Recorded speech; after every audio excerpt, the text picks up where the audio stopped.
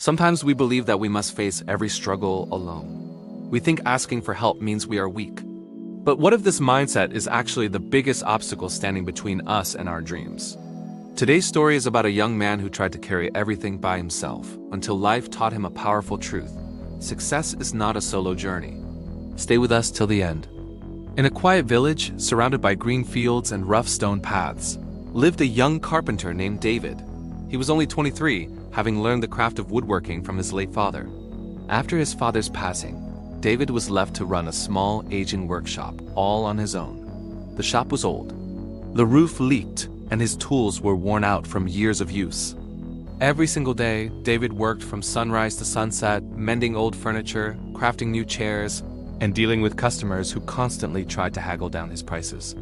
After all that exhausting effort, he barely earned enough to survive. But David had dreams, big dreams.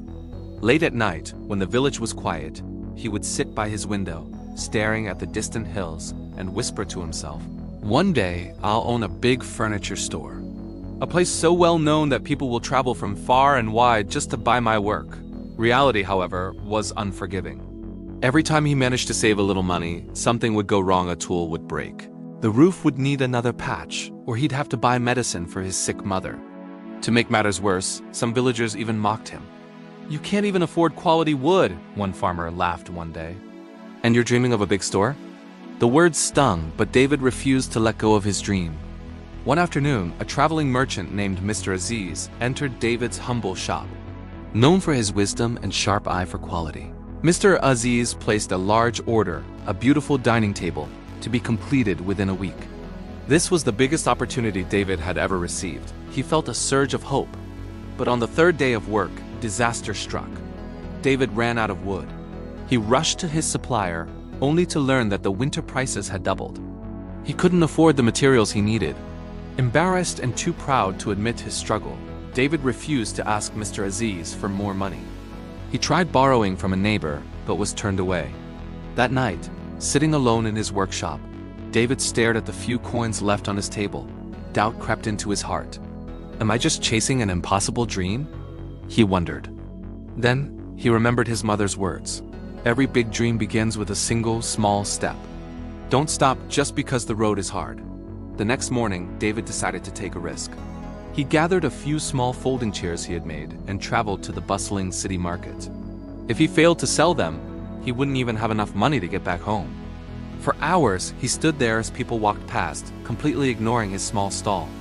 Just as he was about to lose hope, a well-dressed woman stopped. She examined his work carefully, her fingers tracing the smooth wood. Impressed by the craftsmanship, she bought every single chair he had. With renewed hope, David hurried back to his village, bought the wood he needed, and worked tirelessly to finish the table on time. When Mr. Aziz came to collect it, he was genuinely pleased. "You have real talent, young man," he said with a smile. "Don't you ever give up." Soon word of David's excellent craftsmanship began to spread. Orders started arriving from nearby towns and his small workshop became busier than ever before. Then came a life-changing offer. A wealthy city businessman ordered 10 large dining tables to be delivered within a single month. The payment was incredibly generous, but the challenge was enormous. David had no workers, limited space, and barely enough money to get started. Still, he accepted. To afford the huge amount of materials, David made a heartbreaking decision. He sold his father's old gold watch, the last memory he had of him. Tears filled his eyes as he handed it over, but he told himself the sacrifice was necessary for his dream. He threw himself into the work, laboring day and night. He skipped meals.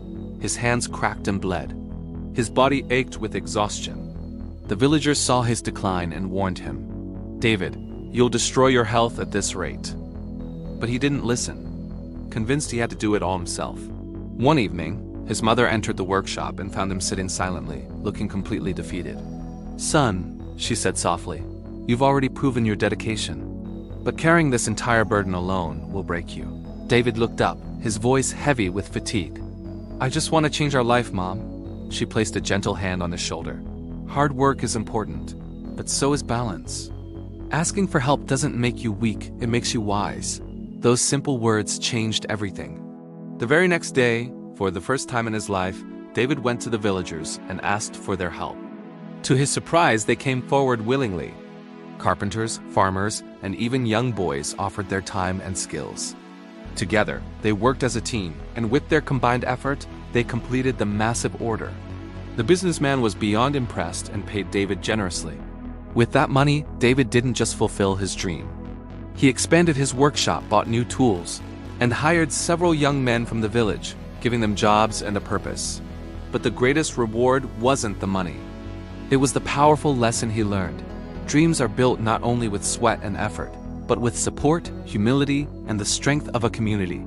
The lesson here is simple yet profound. You don't have to walk your path alone to succeed. Asking for help is not a sign of failure, it's a sign of strength. So work hard, dream big.